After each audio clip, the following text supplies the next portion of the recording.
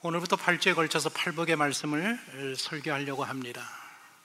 저는 이 팔복의 말씀 하면 늘 생각나는 한 분이 있습니다. 독일에서 공부를 마치시고 이제 한국에 오셔서 아주 보수적인 신학교에서 교수 생활을 시작하신 한 분의 목사님이 계십니다.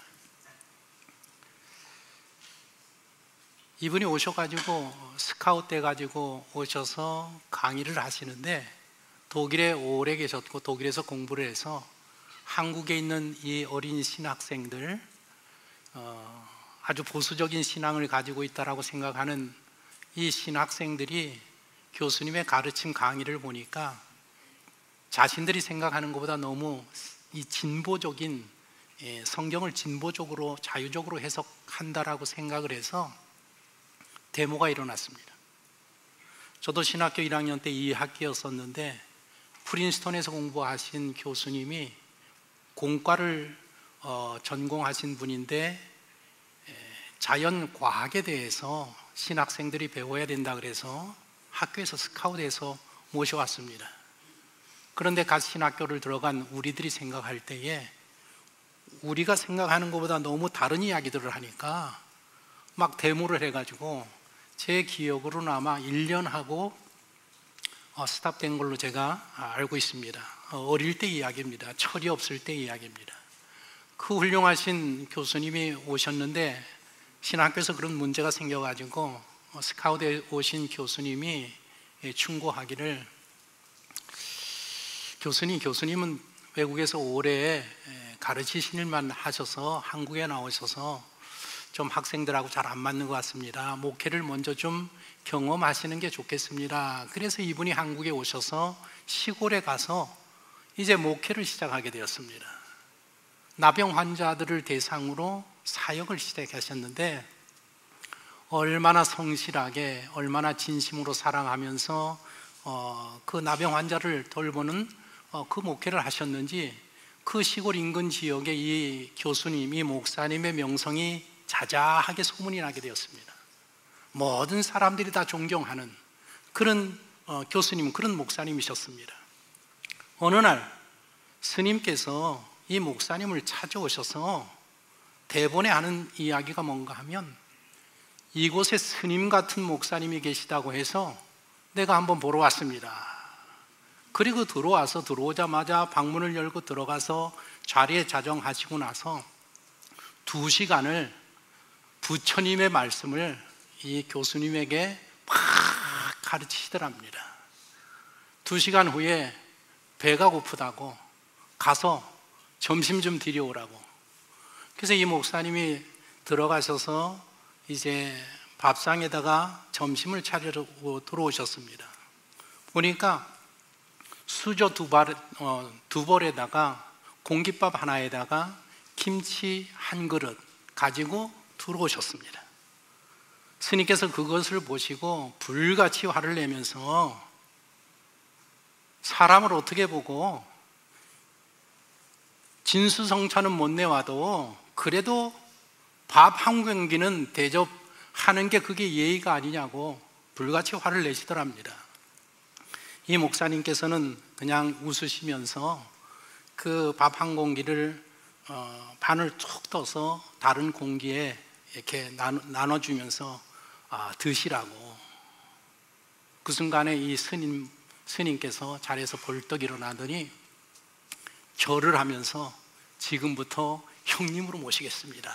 그래서 형님, 동생 사이가 되었습니다.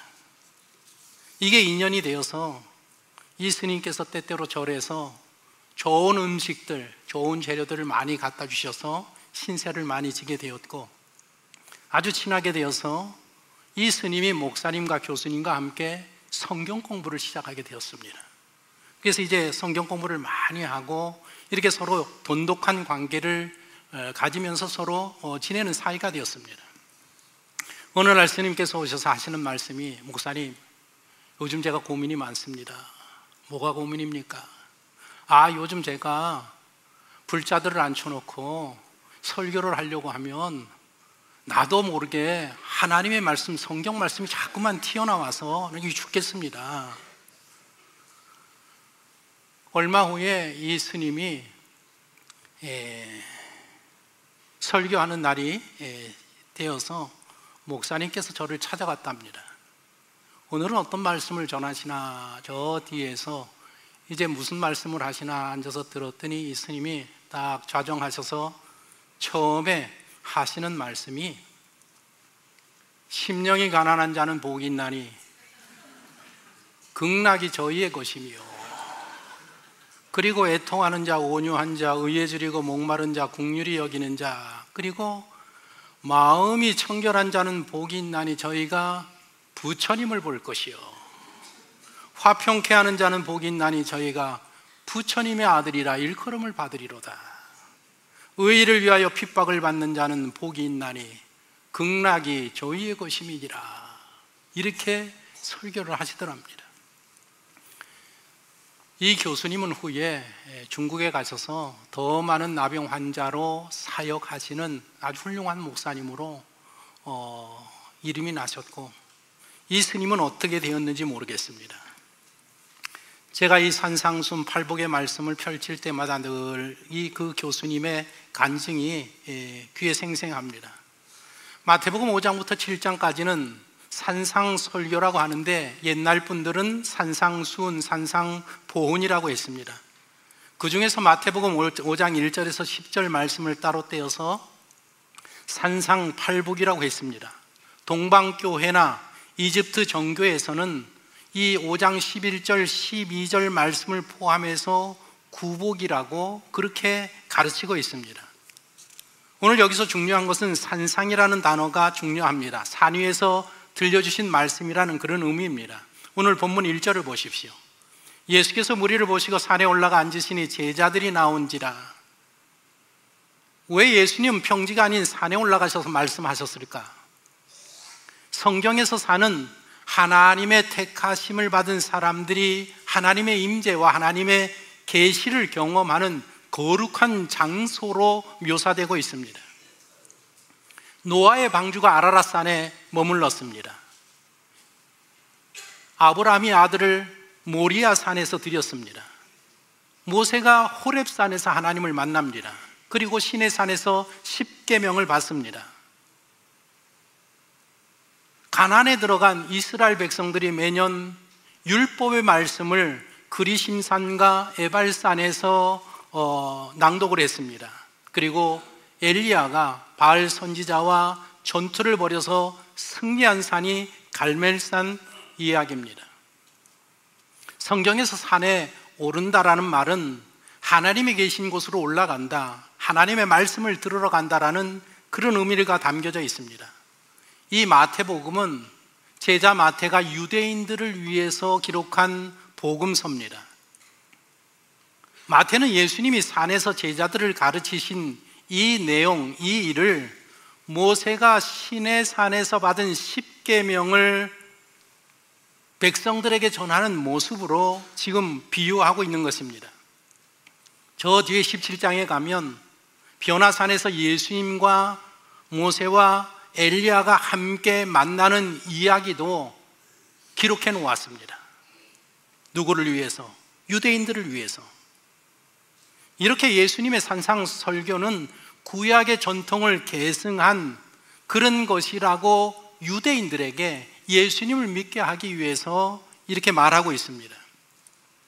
우리가 이 산상설교와 십계명 두 가지를 비교해 보면 동일한 구조로 전개되고 있습니다.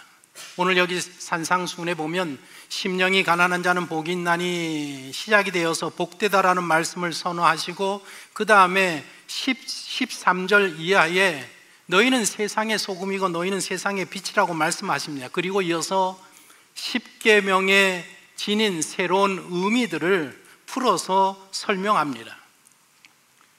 십계명은 옛 언약을 맺은 백성들에게, 그리고 산상수훈은 새 언약을 맺은 하나님의 백성들에게 주어지는 말씀입니다. 두 번째로 중요한 것은 제자들이라는 이 단어입니다. 산상수훈을 가르치실 때에 그 자리에 무리들도 있었지만 이 말씀은 제자들을 대상으로 1차 대상으로 삼고 설교한 말씀이 산상수훈 팔복의 말씀입니다. 12명의 제자들을 확정하시고 난 후에 저들을 위해서 하시는 말씀이 바로 산상수훈이고 팔복의 말씀이라는 것입니다. 우리 교회도 제자훈련이 있습니다. 금요일 날은 청년팀이 저녁에 하고 우리 장년들은 주일날 오후에 식사 후에 2층에서 저와 함께 성경 공부를 진행하고 있습니다. 제자훈련을 하고 있습니다. 우리가 생각하는 제자와 성경에서 말하는 이 제자, 지금 이 1절에 제자들이 나온지라 했을 때의 이 제자의 개념이 상당히 다르다라는 겁니다. 예수님을 따라 산에 올라온 사람들을 제자라고 부르고 있는데 분명히 마태는 무리라는 무리와 제자를 구분하고 있습니다. 예수님의 공생의 사역을 보면 무리들을 대상으로 한 사역들이 있는가 하면 제자들을 데리고 제자들만 데리고 한 사역들로 구분하고 있습니다. 그러니까 예수님은 12 제자를 거느린 그 당시의 선생님 랍비였었습니다. 랍비들은 교실에서만 가르치는 게 아니라 제자들이 랍비와 함께 일상생활하면서 함께 먹고 마시고 함께 여행하고 함께 다니면서 가르침을 받고 누구를 닮아가는 건가 하면 그 랍비 선생님을 닮아가는 거, 그게 최고의 목적인 것입니다. 오늘날로 말하면 도제 제도 같은 그런 제도와 비슷합니다. 서양의 앙게라는 도예가가 있었습니다. 그런데 이 여자분이 훌륭하신 분인데 이분이 일본의 장인 도예가에게 찾아가서, 장인에게 찾아가서 그 기술을 전수받기 위해서 이제 찾아갑니다. 보통 도제가 되려고 하면 4년간의 기간을 갖는데 이 여자분은 시간이 없어서 6개월만 하기로 하고 지금 일본으로 시바타라는 아주 훌륭한 장인을 찾아서 찾아갔습니다. 그래서 그 집에 들어가서, 스승의 집에 들어가서 한 식구가 되어서 가정일도 함께하고 공방일도 같이 참여하면서 그렇게 그 기술을 배우게 됩니다. 그러니까 도자기를 만드는 기술만 배우는 게 아니라 그 가정에 함께 살면서 집안일을 비롯해서 모든 잡스러운 잡무를 수행하는 모든 일들을 다 하게 됩니다. 제자가 되는 사람들은 그 스승님을 제대로 알기 위해서, 그리고 그 스승님의 그 실력을 제대로 배우기 위해서 그렇게 도제로 들어가서 함께 생활한단 말입니다. 그런데 어느 날 시바타라는 스승께서 안게라는 이 학생을 불러가지고 무슨 이야기를 하는가 하면, 여기서의 삶과 일은 구분이 되지 아니하는다. 일상에 하잘것없는 활동들을 행하는 방식으로 그런 배움을 통해서 이제 도자기를 만드는 기술이 거기에 녹아 들어가는 것이다 설명을 하면서 이제 일을 시키기 시작을 합니다. 처음 왔으니까 실력이 어느 정도 되는지 한번 도자기를 빚어봐라 이렇게 하지도 않으니까 얼마나 섭섭한지 모릅니다. 오자마자 시키는 일이 저 논에 가서 진흙을 퍼와라. 그래서 그 일부터 시작해서 허드렛 일을 하면서 눈치껏 스승님이 하는 도자기를 만드는 실력을 눈치껏 이렇게 보는 것 외에는 아무것도 없습니다. 그렇게 해서 6개월을 생활하다가 본국으로 귀국을 합니다. 얼마나 낙심이 되는지 모릅니다. 내가 6개월 동안 한 게 뭐가 있는가, 배운 게 뭐가 있는가. 낙심해서 또 돌아왔습니다. 그리고 자기의 작품 도자기를 만들기 위해서 자리에 앉았을 때에 뭔가 그 몰래 앉으니까 뭔가 옛날과는 다른 그 미묘한 차이를 느끼게 됩니다. 말할 수는 없는데 뭔가가 달라졌습니다. 그래서 도자기를 빚어서 가마에서 구워내니까 얼마나 아름다운 도자기가 만들어졌는지, 탄성을 자아낼 정도로 아름다운 도자기를 만들어냈다라는 것입니다. 바로 이것이 선생님과 제자, 랍비와 제자가 이렇게 배우는 겁니다. 지금 예수님의 12제자다라는 것은 공생의 기간 동안에 예수님과 함께 먹고 자고 함께 여행을 따라다니면서 앉아서 말씀을 들을 뿐만 아니라 예수님의 하시는 모든 행동들을 보면서 예수님을 닮아가고 예수님에게 배우는 그런 자들이 되었단 말입니다. 12명의 제자를 선택하고 난 후에 예수님께서 산에 오르시니까 제자들이 따라서 앞에 자리를 쭉 자리에 앉습니다. 선생 되시는 이 랍비 되시는 예수님도 자리에 앉아서 말씀으로 가르친단 말입니다. 그 말씀의 첫 마디가 무엇인가 하면 심령이 가난한 자는 복이 있나니 천국이 그들의 것이며, 이 말씀으로 가르침을 시작합니다.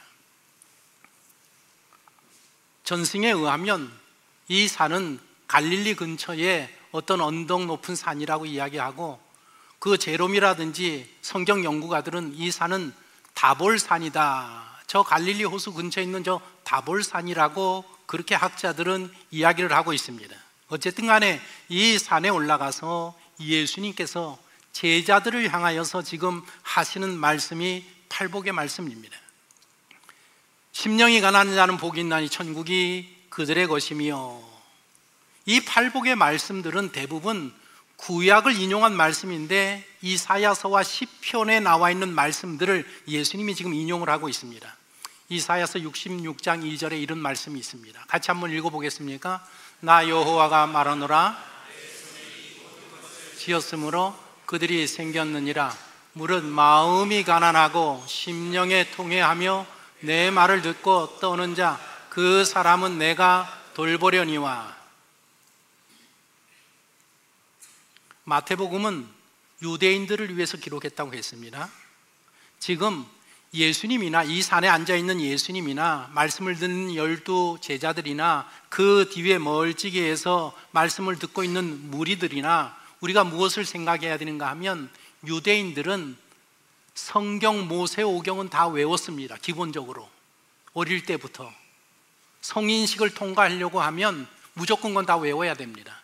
거기다 신앙이 좀 더 좋은 사람들은 예언서를 다 외웠고 시편 말씀까지 다 외워서 신앙이 좋다고 하면 성경 39권을 다 외우고 있는 사람들입니다.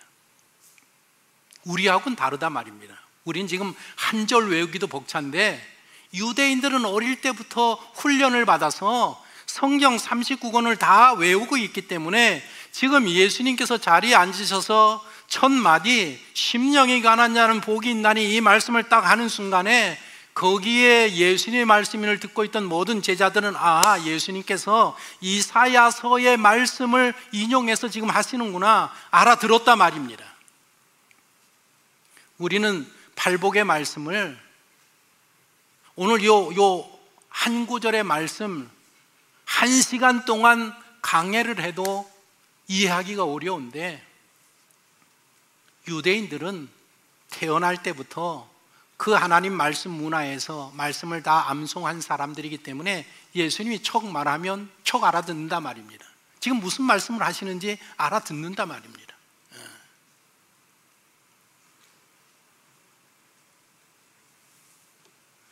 심령이 가난한 자는 복이 있나니 천국이 그들의 것이며, 이 말씀을 하시는데 이 말씀을 보면 심령이 가난해져야 천국에 들어갈 수 있는 것이라고 우리는 그렇게 생각이 되어집니다. 그런 조건문으로 이 구절을 보게 됩니다. 그런데 원문을 보니까, 원어를 보니까 이렇게 되어 있지 아니하고 이렇게 되어 있습니다. 같이 한번 읽어보겠습니까? 복이 있도다 심령이 가난한 자들, 하나님의 나라가 그들의 것이다. 이게 원문입니다. 복이 있다라는 말씀이 가장 앞에 위치합니다. 조건문이 아니라는 뜻입니다. 지금 무슨 말씀인가 하면 제자들을 보면서 너희는 복 있는 자들이다. 심령이 가난하기 때문에 그렇다. 너희들은 하나님의 나라는 너희의 것입니다. 예수님 앞에 앉아서 말씀을 듣는 이 제자들에게 첫 번째 하신 말씀이 무엇인가 하면 너희는 복이 있는 자들이니라. 말씀 앞에 앉아있는 우리 모두가 다 복이 있는 자인 줄로 믿습니다. 십계명이 주어질 때, 율법이 주어질 때와 복음이 주어질 때가 얼마나 차이가 납니까? 시내산에서 십계명이 주어질 때에 그 상황 그림을 보면 천둥이 치고 번개가 치고 빽빽한 구름이 가득한 속에서 하나님의 말씀이 주어져서 두렵고 떨림으로 그 자리에 백성들이 서 있을 수가 없었습니다. 그리고 구약의 말씀이 어떻게 끝나는지 아십니까? 저주로 끝나고 있습니다. 마지막 말라기 4장 6절이 어떻게 끝나는가 하면 너희가 돌이키지 아니하면 두렵건대 내가 와서 저주로 그 땅을 칠까 하노라 하시니라. 이 말씀이 구약의 마지막 말씀입니다. 그런데 지금 새 언약을 받는 이 다볼산에서 주님이 하시는 첫 번째 말씀이 무엇인가 하면 너희는 복이 있는 자로다. 그날 날씨가 얼마나 좋았는지, 그리고 그 예수님의 음성이 얼마나 온유한 음성인지 누구든지 다 원하면 와서 들을 수 있는 그 복음의 말씀, 은혜의 말씀을 지금 산에서 예수님께서 하고 계시다 말입니다. 여러분들, 복 있는 사람이 누굽니까? 사람들은 부유한 사람, 성공한 사람, 명예를 얻은 사람, 환락 속에서 나날을 보내는 사람들, 쾌락 속에 사는 사람들, 맛집을 찾아서 여행 다니는 사람들, 고자세로 사람들에게 인사를 받는 사람들, 이런 사람들이 오늘날 복 있는 사람들이라고 생각합니다. 오늘날 우리가 살고 있는 이 사회를, 이 시대를 한번 보십시오. 우리의 마음보다 우리의 몸을 중요하게 여기는 시대에 살고 있습니다. 하늘의 논리보다 땅의 논리를 중시하는 시대가 되었습니다. 사람들은 하늘이나 천국이라는 것에 관심을 두지 않습니다. 땅의 것들, 물질적인 것들, 돈을 목표로 하고 살아가고 있습니다. 이런 물질적인 사회를 컨트롤하는 게 무엇인지 아십니까? 이런 물질적인 사회를 컨트롤하고 안정시키는 것이 바로 법입니다. 그래서 자본주의와 민주주의를 컨트롤하는 게 무엇인가 하면 법치주의라는 겁니다.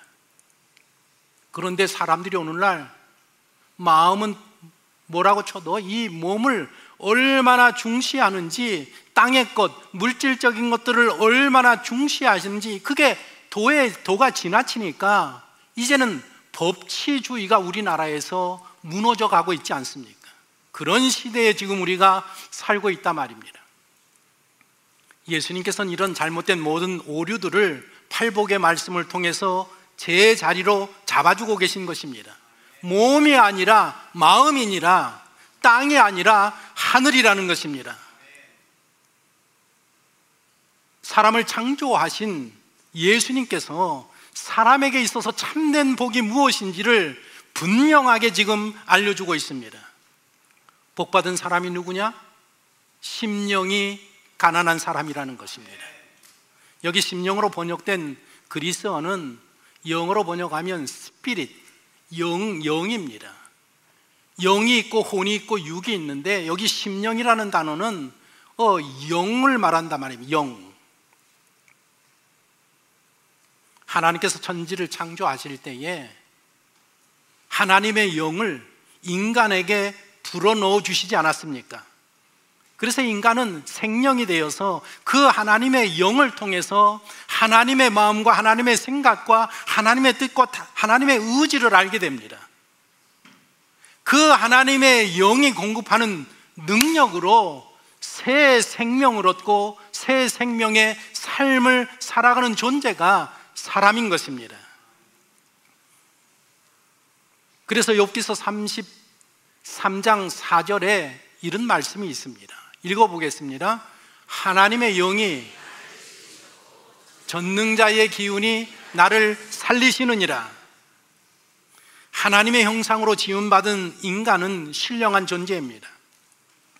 그런데 죄가 들어오고 타락함으로 말미암아 그 내 속에 있는 신령함을 잃어버리고 말았습니다. 하나님의 영이 떠나고 육적인 호흡만 남았습니다. 살기는 사는데 영적인 존재로 사는 게 아니라 육신적인 존재로 사는 그런 사람이 되었습니다. 완전히 나락에 떨어진 인생이 되고 말았습니다. 그런 인생을 예수님은 가난한 심령이라고 표현을 하고 있습니다. 여기서 가난하다라는 이 단어는 아주 절대적으로 빈곤한 그런 단어입니다. 남의 도움을 받지 아니하고는 살 수 없는 절대적인 가난을 의미합니다. 인간은 하나님의 도우심이 없이는 살 수 없는 그런 존재란 말입니다. 하나님의 영을 떠나서 나락으로 떨어진 그런 인생들이 누구를 만났는가 하면 바로 예수님을 만났습니다. 예수님을 만나면서 우리의 인생에 대반전이 일어났습니다. 우리의 모든 죄가 다 용서함을 받고 새 생명을 얻고 의로운 자가 되었고 하나님의 자녀가 되었고 하나님 나라의 천국 백성이 되었다라는 것입니다.